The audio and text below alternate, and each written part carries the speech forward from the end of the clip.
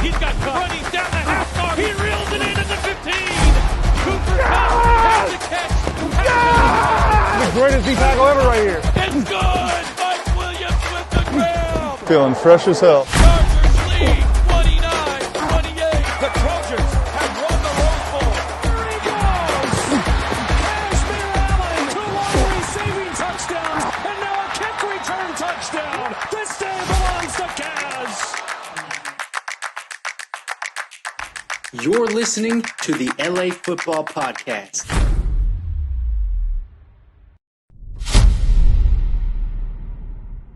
Hey, what's going on, Los Angeles? Welcome to the LA Football Show. Back on the airwaves for another week as we plug along through the off season. It's feeling close, Jamal. Like football season actually is getting pretty close. Training camps for the pros are, what are we looking at? Like almost exactly a month almost exactly a month away. I think like almost a month. Yep. And college will start shortly after that with fall ball and then games starting in early August. So we cannot wait, but thank you all for tuning in. This is the LA Football Show on the LA Football Network, also live on the Mightier 1090 ESPN Radio. I'm your co-host, Ryan Dyer, joined as always by the great Madman Jamal Madney. What's up, brother? How's the week treating you so far? So far, so good, Ryan. Excited to get on the horn with you. I'm super pumped about our topics today. This is what the offseason analysis is really all about. The blending of sports and entertainment. I can't wait to do this. Yes, so for podcast purposes, we're going to do a fun, Rams, Chargers, Trojans, Bruins segment. We're going to talk about the top 5 Hollywood quarterbacks of all time. There's been stuff floating around social media. Matt Leinart did a fun video of his. We did some back and forth ourselves, so we'll break down our top 5. And then if you're on radio, we're going to do a Chargers segment and a Rams segment with a special guest after that in the second hour. And on podcasts, obviously, if you're looking for that, just head over to our Rams channel or head to our Chargers channel to see those. But it should be a good time, Jamal. You know, there's nothing better than a good sports movie, especially a good football movie. And what'll be fun about this list is top 5 quarterbacks doesn't mean necessarily top 5 football movie. I think we can agree on that. Right, absolutely. We'll have some fun back and forth on it and get into it. So, as always, before we get rocking and rolling, show is brought to you by our friends at BetOnline. Head to betonline.ag today. Use our promo code BELIEVE. That's BLEAV. Gets you a 50% welcome bonus on your first deposit. You got baseball still in full swing. The All-Star games coming up here too. That Shohei's pretty good, Jamal. He's a pretty good ball player. 2 homers and 10 strikeouts just a few nights ago. I mean, can you remember a ball player as good as that guy? No, I'm not a big not guy. not even close. And frankly, the debate over who's the best athlete in LA is over. I mean, that's anyone who knows anything about sports. I don't care about the Rams, the Chargers, USC, UCLA, the Lakers, the Dodgers. It doesn't matter. Shohei Ohtani is the best player in Los Angeles by, leaps and bounds. It's really incredible what he's doing. He's going to win the MVP every year in baseball that he's healthy. I mean, that's just sort of the reality here. And he should. Absolutely. And he should. It just shows you how different baseball is, that you have Mike Trout and Shohei on the same team. And this year they're what, like 8 games above 500? Yeah, but they have yet this year to they're actually pretty make decent. the playoffs together. It's insane. It's unreal. I mean, Ohtani is going to win. He could probably stop playing today and win the MVP this season. So that's 2 MVPs for Ohtani, 3 for Trout. That means they've had 5 MVPs the last decade, and they haven't sniffed the playoffs in the last decade, hopefully this year. I mean, it just tells you what a true game, team sport baseball is, a game of chance and of different sample sizes. It's what makes postseason baseball so unique, because the sample size in the postseason is so much smaller than in the regular season, and your whole strategy is based on sample size. So it becomes probably the most random sport. There's an argument, actually, Ryan, to be made that postseason baseball is more random than March Madness because of how the game is played in terms of just probabilities. Yeah, I mean, just look at the 07 Rockies. They had them wearing. I mean, they didn't lose a game in the playoffs. They won 22 of 23 to sneak into the playoffs, didn't lose a game in the playoffs, and then got swept in the World Series. So love it. Very interesting. But yeah, I definitely am not by any means a baseball hater. I mean, I think it's a special game. I love the history. Who doesn't love going to the ballpark? I was at Dodger Stadium on Father's Day. That's how we spent Father's Day, at the Dodgers game. But to me, that says you have the two best players in the game on the same team having the playoffs. To me, that just means pitching means everything in baseball. And Absolutely. if you got no pitching, then good luck. Whereas every other sport, it's like you can kind of, you might not have Pat Mahomes, but if you have a serviceable quarterback and you have a really good defense and a running game, you can make it happen. If you have a really good quarterback, but you don't have a good defense, well, that quarterback can overcome. Baseball, it's like if you don't got a starting 3 rotation and a good bullpen, forget about it. You're not even making the playoffs. Yeah, no, it's the ultimate equalizer. You can't slug your way to a World Series. I mean, those great Rockies teams of the 90s, right, with Larry Walker and Galarraga, Dante Bichette, Todd Helton, they barely made the playoffs, and they were probably the most fun team to watch in baseball of that era outside of those 90s Mariners with Griffey and A-Rod and Jay Buhner and Edgar Martinez and on the list went. So absolutely. Yeah. If you it's a true Ricky Bobby line when it comes to pitching. If you're not first, you're last. If you don't have it, don't even bother showing up to the field. Yep, exactly. Because even hockey, and this will be the last thing we'll say, because a lot of people will say, well, it's like hockey, like it's all about goaltending, and which is, I mean, obviously goaltending is important, but the Vegas Golden Knights just won the cup. Their goalie didn't even start the season. Aiden Hill wasn't their starter to start the year. He came in because of injury and ended up kind of catching, obviously, some fire, and obviously he played very well. That's important, but it wasn't like he was some Vezina Trophy best goaltender in the game kind of thing. So, yeah, baseball is just got to have the pitching, hence why got to have the pitching. Giants had their run. We've seen it all over. But anyway, all of that betting you can do at betonline.ag. Promo code BELIEVE. Tell them the guys at the LA Football Network sent you. So we're going to get rolling into this fun topic of discussion. Got to say real quick, how you liking the shirt, Jamal? How you liking the swag over here? I love it. I mean, that Gucci, Heisman, Caleb, the ultimate USC shirt. And to our fans, go to LAFB.com, go to the merch store. We got some great new designs, a few more designs coming. I'm really excited about the next design we got in the shop here, Ryan, as well. We got this Gucci, Heisman, Caleb. It's a great day to be alive and be a Bruin with Jerry Neuheisel and a couple sneak peeks as well. So there's a different attitude. It's a different wit than your traditional sports apparel on the one and only Los Angeles Football Network. Yes, LAFBnetwork.com. Go to the merch store. Use our promo code LAFB. Gets you 25% off. So don't worry, Bruins fans. I'm repping SC, but we got the UCLA as well, so we got you covered. And we obviously got Rams and Chargers. Our 4th and Staley shirt is probably our most popular shirt. We got our Aaron Donald Super Bowl ring me shirt. So a lot of fun stuff over there. So, all right, Jamal, let's get into it. First of all, I think we've had this talk before. We're not going to do the whole list because we don't have time for that. But just what is your favorite football movie? Because there's so many great ones and it's so hard to pick one. But before we get to greatest Hollywood quarterbacks, just what's your favorite football movie? Oh, by far and away, it's Little Giants.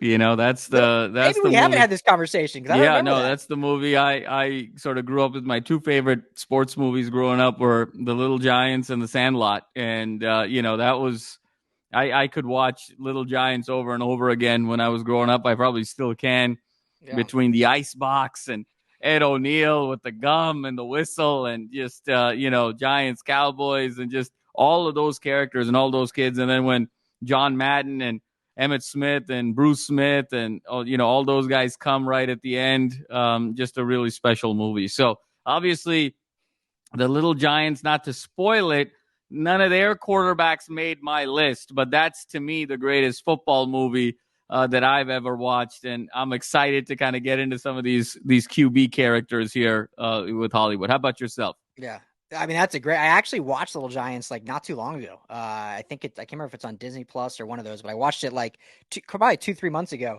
Phenomenal movie. I mean, you just forget how good it is. Just so wholesome. It's amazing. And then you got hot hands, and they're throwing the toilet paper. I mean, it's all these different elements. It's amazing. Yeah, he I'm drawing a blank now. I just watched it, but their quarterback, he made the list. I saw a few lists around Twitter. He was on. The blonde kid, who's this, he was on. I mean, he was sort of the Matt Barkley before Matt Barkley almost. Yes. That kid kind of played the part. And then you had Spike. I remember Spike, sort of carrying the refrigerator on his back, with the training and the whole deal. I mean, just so many characters. And then obviously Icebox and, her journey throughout that movie. The best football movie for me. I love Little Giants. Yeah, I love that Spike. I don't know if you watched this movie, but Spike was, as he got older, he played the character on Team X-Blades in the movie Brink. Yes, Like, I love- Brink was one of my other all-time favorite movies. I it's was so a good. big Disney Channel guy. Yeah. Brink was phenomenal. I remember that. Oh yeah, this is a Disney Channel network, Oh pro yeah. Disney Channel network. Oh For yeah, sure. yeah, All the greats absolutely. on there. It's not Yeah, the he same was on anymore. that rival. He was on the rival skating team, and all of that. I remember Brink very well. Yeah, I watched Brink was a favorite of mine. Motocross was a Yes. favorite of mine. Yes. That was a great one. Obviously, then Little Giants and the whole deal. So it was Disney Channel. There was obviously Disney is Disney, but there was a run there that's very underrated. Disney's sort of known for the Aladdins and the Lion Kings and Oh yeah. all of that stuff, all the princesses and all the great sort of characters over the years, Beauty and the Beast and on, Little Mermaid, on and on we go. But there was that sort of mid 2000s period of those made for TV sports movies that way up there for me. Oh yeah, Luck of the Irish. That was a great one. Lucky the Irish was phenomenal. Absolutely. I think I have somewhere. I think I have a Team Pup and Studs shirt laying around somewhere from Brink. Oh yeah. So I'll have to find that. But all right, so my favorite football movie, mine's Remember the Titans. So many good ones out there.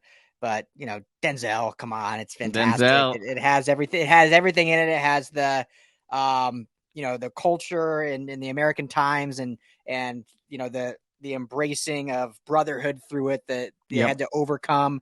Obviously, the football was phenomenal. The acting was great. So can't go wrong with Remember the Titans. Can't go wrong. I don't know if anything will ever top that for me. I think just too when it came out, my age, I was seen in theaters with my family, and yeah. So that's I love. To me, you know why I don't have Remember the Titans as my number one football movie?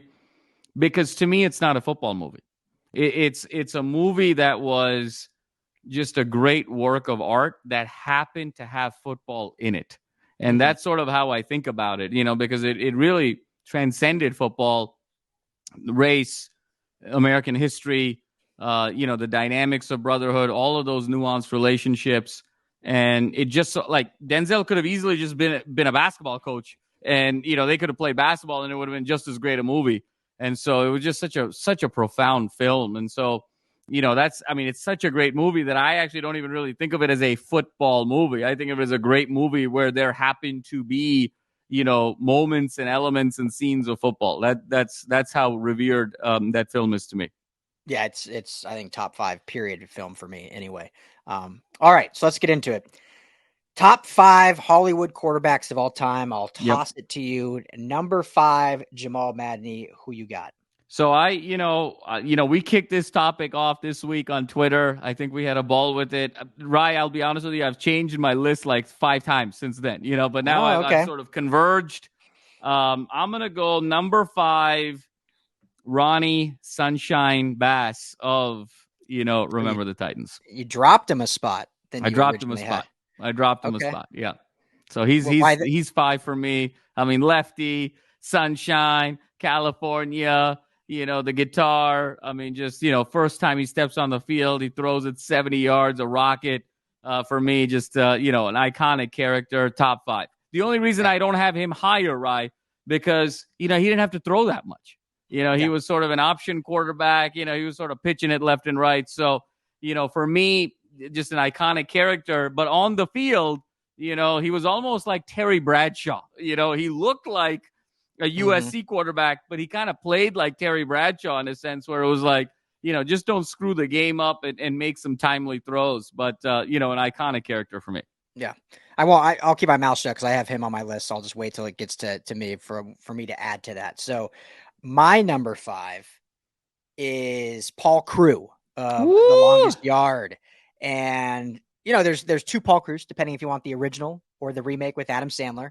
I didn't really, I guess, decipher between the 2. But yeah, I think it's a great movie. It's a lot of fun.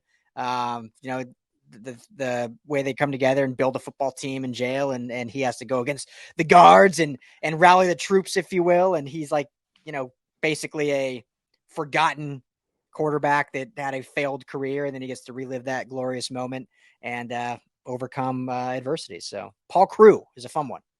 I love it. And I've got Paul Crewe on my list as well. And, he's a little bit higher on my list, but, so I'm going to save that one for when we get there as well. There we go. So, okay. Number 4, Mr. Madney. This is where it gets a little gnarly. I mean, I'll be honest with you. 1 through 4, Ryan, depending on the day, depending on the hour, I mean, I could go sort of either way on these. When you really think about it, you forget how many Hollywood quarterbacks there are. There's like 30 to choose from when you really there's a lot. There's a lot. And I'm going to go number 4 for me is Shane Falco. And, the replacements, everything that sort of Keanu brought to that role. Everybody remembers Footsteps Falco, the Sugar Bowl against Florida State, and then overcoming those demons, Gene Hackman finding him and leading that team and just creating such a magical run there. And then obviously, was it Bertel? Bertel is the starting quarterback. He crosses the line, highest paid quarterback in the league, but he can't, galvanize that team. Gene Hackman says at halftime, we don't have heart. He may have everything, but he doesn't have heart. And Falco comes back and rallies them to victory. And just, awesome. He lives on his boat. He ends up getting the beautiful cheerleader and just, the whole deal, lefty, and, just sort of so much fight in him. He was such a non-traditional quarterback. In many ways, he sort of reminds me of the left-handed sort of Baker Mayfield, Johnny Manziel type, where he's just kind of the playmaker out there. So for me, Sugar Shane Falco is my guy at number 4. Yeah, Mr. Hollywood, and he's my number 4 also. So easy just to piggyback on you, Shane Falco. Everything you said, and having to overcome taking over that starting role. We see that in the NFL all the time. I mean, when next man up in talent, how many great careers have we seen born when the starter goes down? I mean, obviously we can start with Tom Brady, but then we see others, and just Brock Purdy last year, and all different Dak Prescott, and that's kind of that Shane Falco embolism, if you will, is, hey, obviously it's a little different considering their team was made off the streets, but still that, hey, we're replacing next man up mentality. I have to quote or read this tweet of a response to Shane Falco. I'm going to butcher the last name, so I'm not even going to do the last name. I'll do the at Jordan_DTS says, Falco in a landslide. We saw 2 Falcos, the man he was and the man he ought to be. Those 2 met and made one hell of a football player. No, that's the line from Gene Hackman. When I see you, I see 2 people, the man you are, the man you should be, and can't wait for the day those 2 meet each other. So I love the reverence and the quote to Gene Hackman.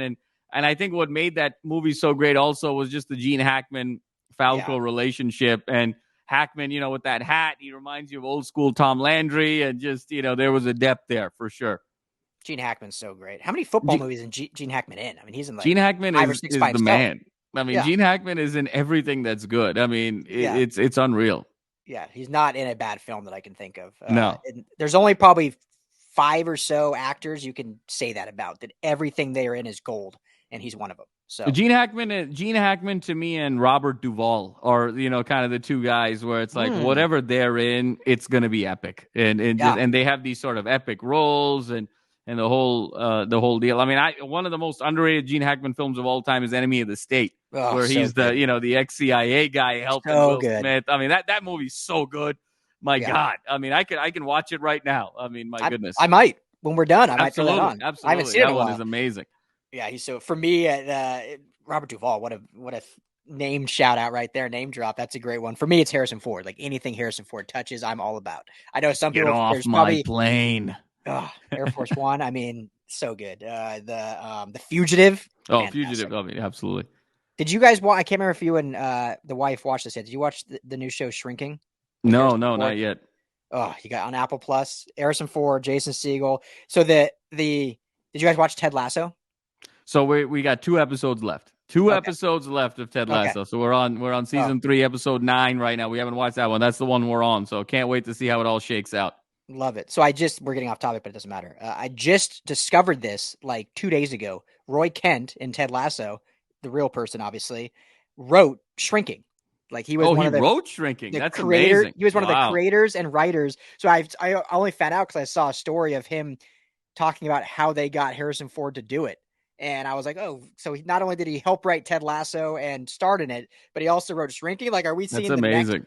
The next like Scorsese over here or what? So anyway, that's wild. So that's Harrison Ford for me. Can't wait. Indiana Jones, Dial of Destiny dropping here in just a couple days. Cannot wait to see it. What are we on? 3.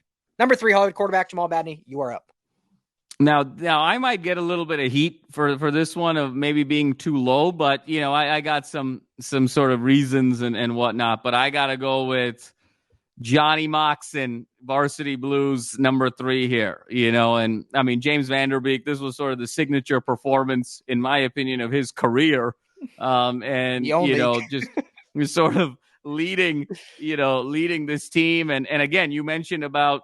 Starting quarterback goes down, star quarterback goes down. Obviously, he was ironically supposed to go to Florida State. Man, I mean, when you think about it, a lot of Florida State references in these movies, Moxon steps in, galvanizes the team. He sort of loses his way with his girl. How can you not when you sort of get the whipped cream, situation going on with him in one of the most iconic scenes in the 2000s, finds a way. His English teacher is a pole dancer. I mean, you just got it all there. Yeah. They're hung over in one game and they lose, and then they come back, they bounce back, and then obviously, with the coach not even sort of coming out for the second half, and Moxon, and just the interplay, between the two of them with John Voight and James Vanderbeek. He's like, man, you are the dumbest smart kid I know, and just. Always sort of being the rebel and I don't want your life and, ready to go to Brown University. And just there's so much there with Moxon. He's not, the guy who's sort of as great, obviously, as the starting quarterback. He's sort of a game manager, but with sort of that moxie. Who reminds me of John Moxon in real life? Actually, Stetson Bennett. Stetson Bennett is actually the real John Moxon, and so. Even with the way Stetson Bennett behaved in the offseason after winning the national title, they even look alike, frankly. Yeah. They even play similarly. I think if you gave Stetson Bennett the opportunity to bean a mascot to sort of stop the clock in a 2-minute warning situation, I think he'd gladly do it. So for me, Moxon is a transcendent figure here. And Stetson Bennett got the job after the starting quarterback got injured. So, there you go. There you go. It all comes together. Yeah, playing football at West Cayman may have been the best days of your life, but I don't want your life. That's it. There you go. Boom. That's it. So I have him higher up, so I'll talk about him more in a minute. So well done. My number 3 may not be as well known. It's a cult classic show. So I don't know if I was allowed to do a show versus movies, but it's still acting. It's still made and created in Hollywood, so I feel like it was relevant. But I went with Alex Moran of Blue Mountain State. What a cult classic TV show.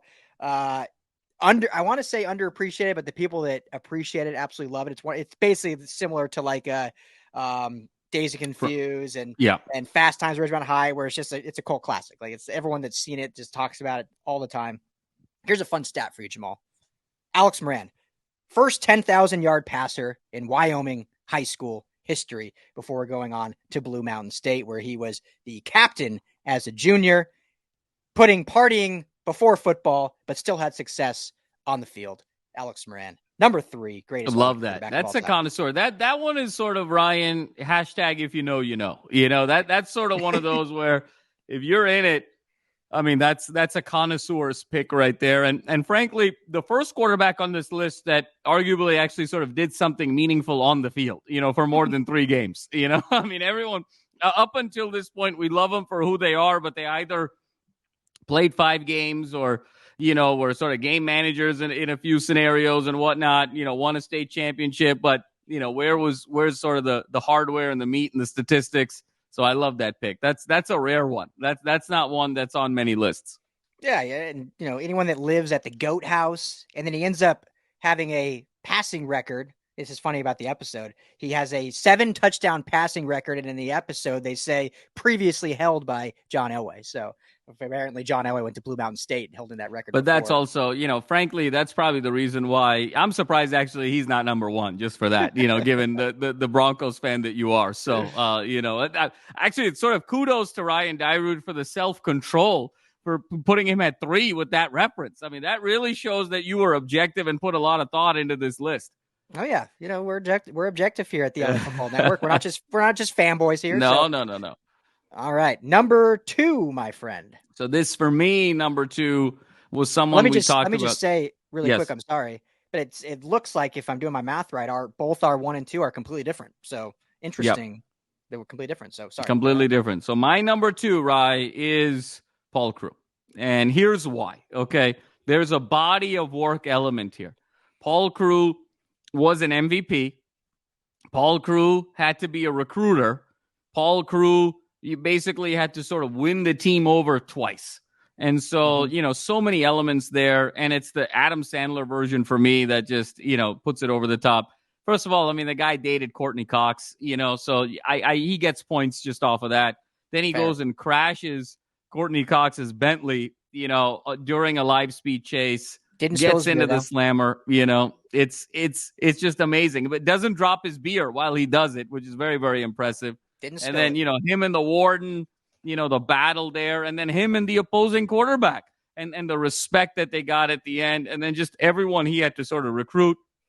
Come on, his running back was Nelly, for God's sakes. His wide receiver was Michael Irvin. I mean, it was just absolutely incredible. And then Burt Reynolds comes in there and, gets the 2-point conversion. I mean, what more do you want there? It comes back from 3 touchdowns, 35-14 down with 7 minutes to go in the fourth, 22 unanswered, brings them back. I mean, he sort of beans some of the refs in the gonads there a couple times to call a fair game. Basically does it all. I mean, it was the greatest single game performance for me in, Hollywood history there, that game that he put together.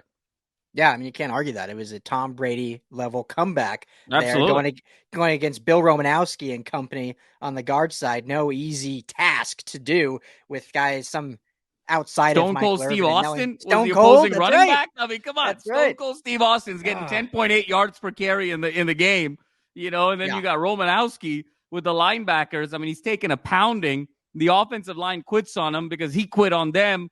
I mean, and then he finds a way. That 4th and 22 where he scrambles for the first down, calls the timeout, gets the team back together. Come on, Paul Motley Crew. I mean, this is, he's just so up there.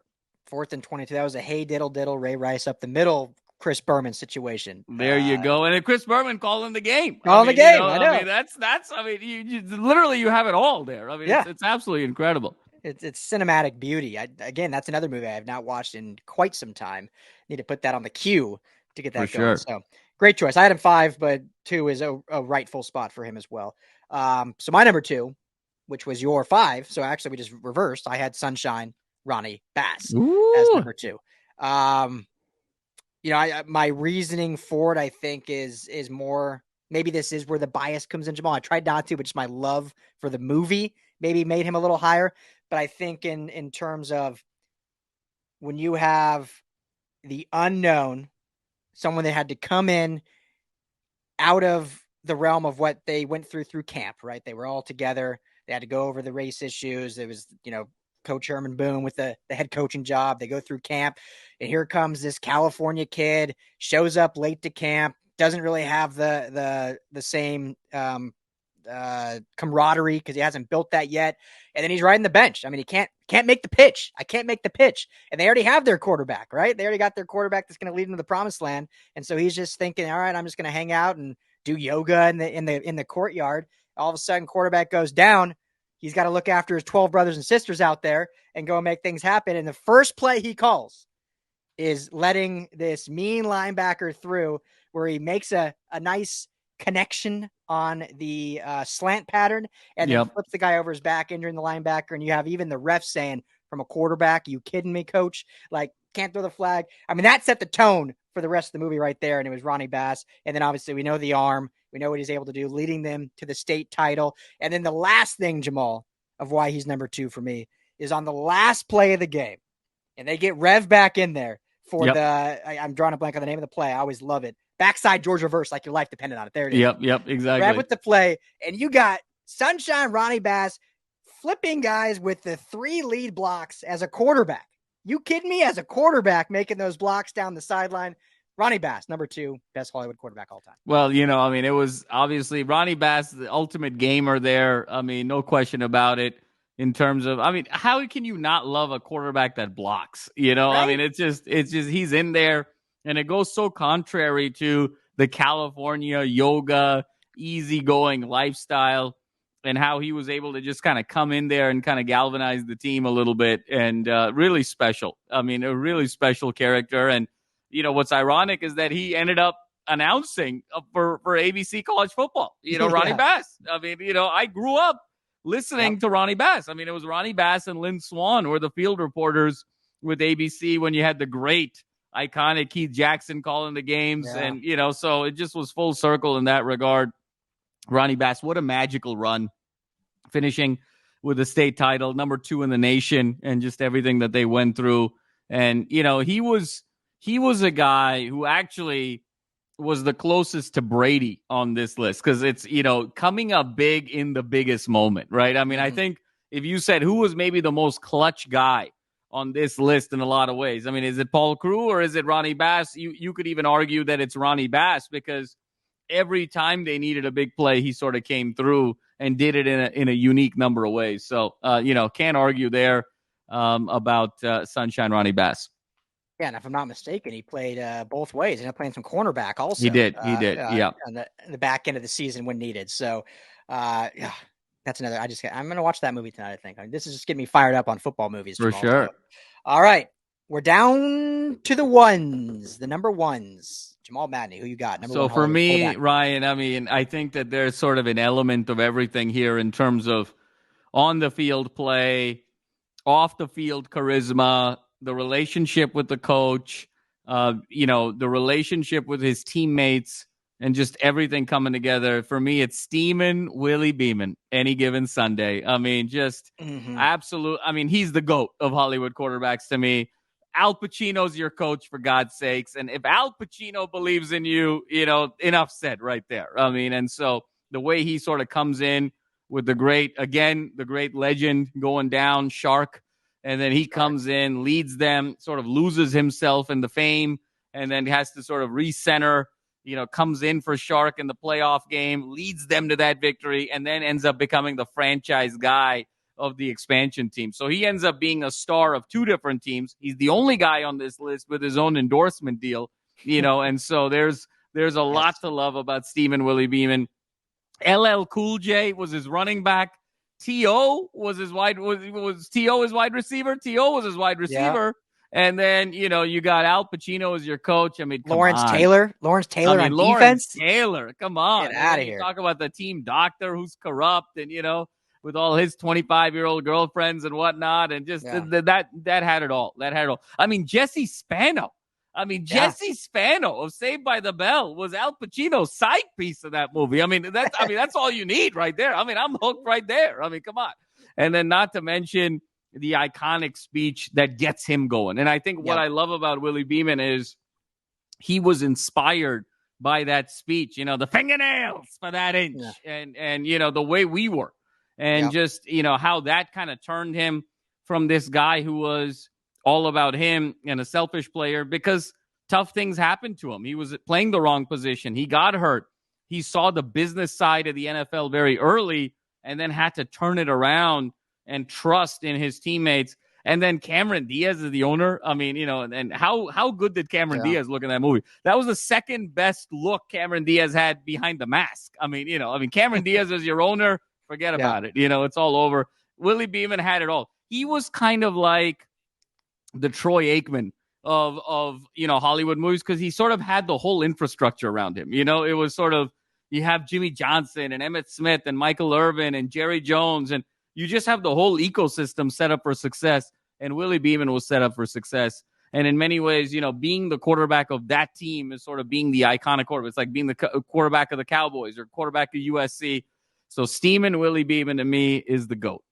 Yeah. So, it was so hard for me to not put him on my list, and it's probably that's crazy that he's my GOAT and he's not even in your top 5. That's insane. Wow. It's such a stacked list. It's just a stacked list. It's like if you really want to argue greatest quarterbacks of all time, I think at this point it's unquestioned Brady's probably 1, but after 2 through 10, you could really have really many different orders. That's kind of what I struggled with.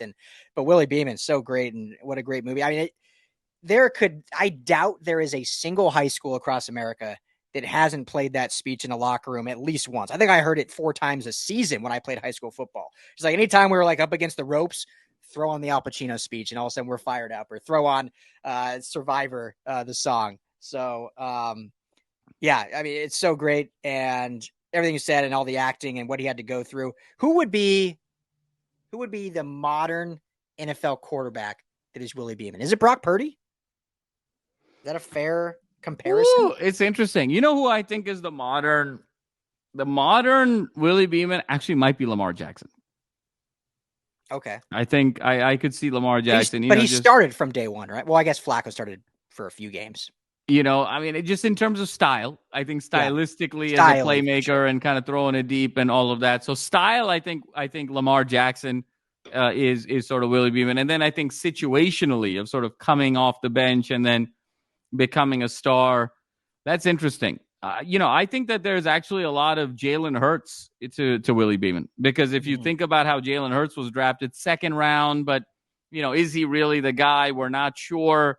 We're not sure if he could really throw at Alabama. We weren't even really sure if he could throw. I mean, he was the one guy who didn't win the Heisman with Lincoln Riley, and so there was a lot of questions about him. He comes in, kind of galvanizes this team.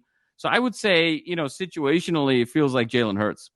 Yeah, I think that makes a lot of sense. For me, I would probably go Dak in a sense. Ooh. 4th round pick.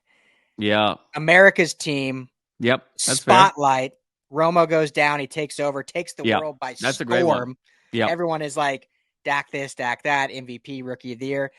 He didn't have the off the field stuff like Beeman had, but he definitely had kind of a fall back down to earth of like, okay, the honeymoon's over. Like, yes, he's a good quarterback. He's not a Hall of Famer like everyone was calling him his rookie season. So yeah. No, I think that's fair. But the movie ends with Willie Beeman being the franchise quarterback of the expansion team. So we actually don't know how it all played out. Yeah. It's so that's the element for me.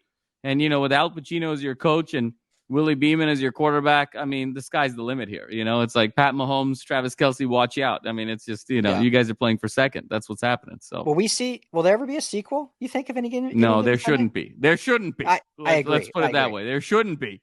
I don't want to go on go and run into some Netflix ad that says any given Monday. I mean, like it's any given Sunday is where this thing needs to end. And quite frankly, for all of these movies, there really should not be a sequel in any way, shape, or form. Yes, agreed. 100% agreed. Okay.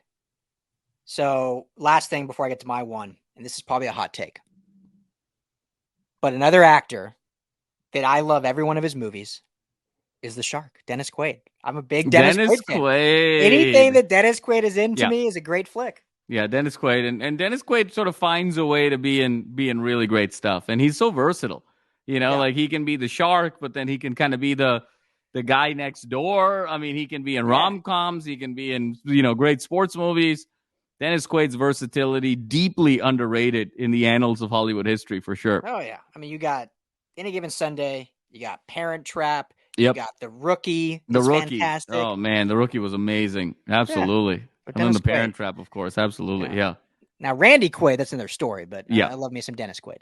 All right. Great pick. I feel ashamed that I didn't have him in my top 5 because I love him and it's worthy of the GOAT, but for me, just didn't quite make it. My number 1, I'm sure you can guess who it is because I said I had him on later, but I have John Moxon, Varsity Blues. Just such a iconic movie, iconic player, iconic quarterback. Sure. I feel like I don't need to add too much because you broke it down so great. Just, I don't want your life, just the quotes, the way that he basically galvanized a team that put football before anything else. Yep. But then he was able to take that team and elevate that team, but then also his focus was not solely on football. Yeah. So for that reason, I think it was a powerful rendition, and my camera cut out here for some reason, so I'll work on that. But it was a powerful. The football gods are saying, "I'm not sure about that pick. I'm not sure about having Steamin' Willie Beeman not on your list, right?" That's I think what's happening. Yeah. Oh, there he is. He's back. So this happened last time too, and I think I'm using a camera, an external camera, and there must be a setting that like just auto sleeps and because it just turns off after a certain time. It's really weird. But anyway, But yes, So so tell me something about Moxon. Okay, what is it about Moxon over Ronnie Sunshine Bass? Let's go. You kind of your 1-2. Why does Moxon get the nod? Because I got to be honest with you. Your explanation for Sunshine, I mean, it was so deep, it was so profound, you were so attached, but you picked Moxon over Sunshine. So what was it about that sort of put it over the top for you? Well, I'll be honest with you, Jamal. I think you said you changed your list how many times? Yeah, like a dozen. I didn't change mine once, and now talking through it, I probably would switch that. I would probably for sure have Moxon 2, Ronnie Bass 1. I think when I was making it, to me, it was too obvious to put Sunshine 1 just because of my love for the Titans. That was my trying to push it. But as we explained it, because really even the way you're describing Ronnie Sunshine Bass, it's sort of like you're describing that sort of dream prom date that you had, and then when you're describing John Moxon, it's like the sort of the random girl that you went out with on a Wednesday night that you can't even remember, so but then Moxon's number 1, so to me I think for you it is Ronnie Sunshine Bass. I think it's Sunshine, because even as anything I say for Moxon, I don't think it can overcome my explanation for Sunshine. I mean, Moxon, yes, he unified the team. Yes, he brought them to the state. Yes, he overcame coaching tribulations. But Ronnie Bass did all that in spades, minus the coaching. But he overcame race issues, overcame all this, overcame injuries, So yeah, I think it's got to be Ronnie. But I still love Moxon. Great cultural icon, no doubt. You will. And the Not Another Teen Movie spinoff because of him. And James Van Der Beek might be the only movie he's ever been really good in. For being honest, did you ever see? What was that movie he was in? Not Fatal Attraction. There was some super weird movie. I'll have to look it up. It's Laws of Attraction, I think it's called. I think it's Laws. Okay. No, I don't think so. No, I didn't see it. It's not worth watching, so you're not wasting time. But I watched Varsity Blues, and I was like, I'm gonna look for this is back in college. I'm like, I'm gonna look for some other James Van Der Beek films, and found that and watched it, and it was one of those. Me and my roommates were like, well, that was a waste of an hour and a half. I don't know what we just watched. So, but anyway, there you have it. Top 5 Hollywood quarterbacks of all time based on Ryan and Jamal here at the LA Football Network. Let us know what you guys think. Hit us up on Twitter at Ryan Doward LAFB, at LAFB Jams, at LAFB Network is the main handle. You can text us, LAFB to the number 31032.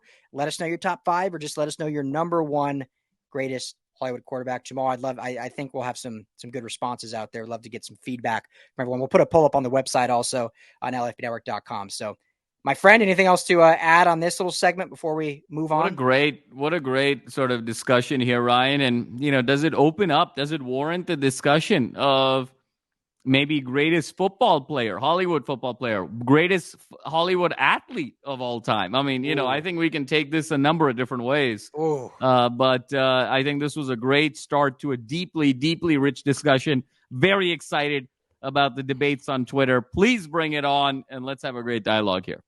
Hollywood athlete would be fascinating and extremely What's difficult. The Mount Rushmore of Hollywood athletes? I think that we may need to go there at some point this summer. Look, it's the off season, right? This is what it's all about. The melding of sports and entertainment.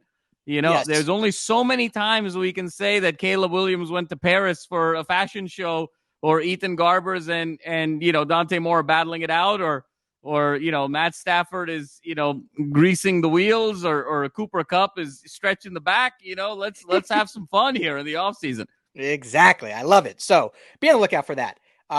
If you're on radio, we're taking a break. We'll be back in a bit with Rams and Chargers Talk podcast. Thanks all for hanging out. Obviously, if you want Rams and Chargers Talk, head to those channels or just LAFBnetwork.com. For Jamal Madney, I'm Ryan Doward. We will be right back.